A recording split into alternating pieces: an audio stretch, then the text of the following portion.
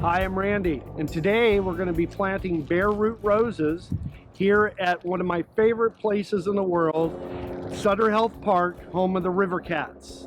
We're going to plant some Weeks roses. They're yellow climbing roses, and they're called Golden Opportunity. We're going to plant them bare root, meaning that they have very little soil around them. They're just primarily the roots, and they're going to grow up this trellis that we have right here on both sides, and then eventually they'll cover the entire trellis. Maybe not this year, but I would say by the end of next year we'll be there. So let's get started. Okay, so first thing we're going to do is we're going to prepare the area that the rose is going to go into. Now normally when you buy roses from other sources, a lot of times there's no soil at all. In fact, there's a little sawdust they put in the bag with it. But Weeks takes you the next step forward, and they actually prepare it with a core pot that actually will break down and decompose on its own. Now I've torn out the bottom of the pot just to give the roots just a little added extra. And then the first thing I do whenever I'm doing roots is I put some Mycorrhizae on the roots, and the Mycorrhizae helps stimulate the root growth, and I do it right over the hole so that if any falls off, it goes right into the hole. Perfect. And then we're going to throw some Mycorrhizae packs. The Mycorrhizae is in here, but also is some food, so when the roots come across the Mycorrhizae, they go, "Ooh, how exciting!" And now they have some extra food to eat. And then we're going to put a little more soil in there just because we want the, right here is the crown of the rose, and we want the crown just at the soil level.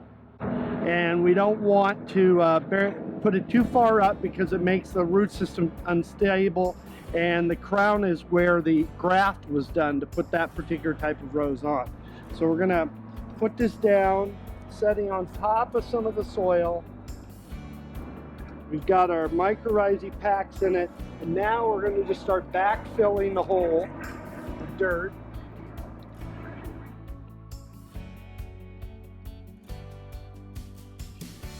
And then we're going to add some compost. Compost will not only help break down the existing soil because it's all organic, but it also will help hold moisture in around the rose to make sure that it survives this winter and has a successful spring.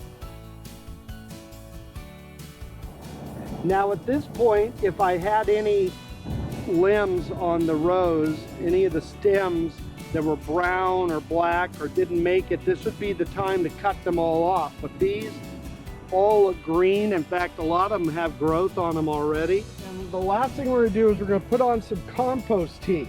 In the bottom of this bucket is a giant tea bag, and it is specifically put together for roses and flowers. And so it's soaked overnight. Now we'll just add it in there.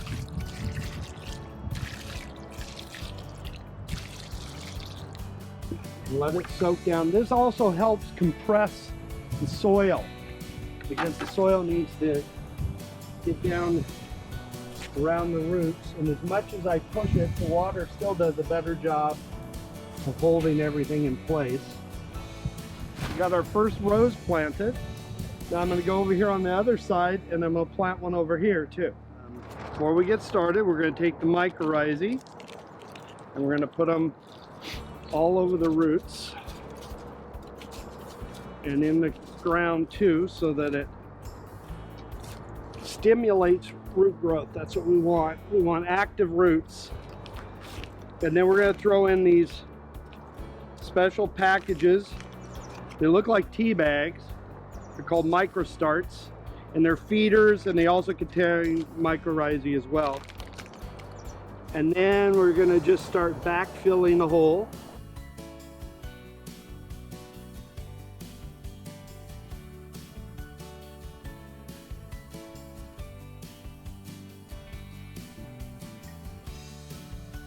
And that's all she needs right there. That'll do it. So that pretty much does it. It was pretty simple. Probably 5 minutes of your time to dig the hole, set the rose, get it watered in. But it's really important to remember that you need to have root stimulant in there, get those roots started well. To clean up the rose, if there's nothing that looks good on it, cut it off. Keep it just the green, healthy parts of the rose. And then follow it up with fertilizer. We want to make sure that you use some sort of organic rose fertilizer. Most of the stuff we do, we use Old Truck Organics because that's just the ones that provide all the fertilizers here for the river cats. But you can use anything you want. As far as soil, we use black gold for the same reason, because black gold provides most of the soils for all the plants here at the river cats. And it's easy, and the bounty that you will receive from the roses is going to be incredible, especially come spring and the following spring and every spring after that. So this is Randy with Emigh Hardware. Have a good evening.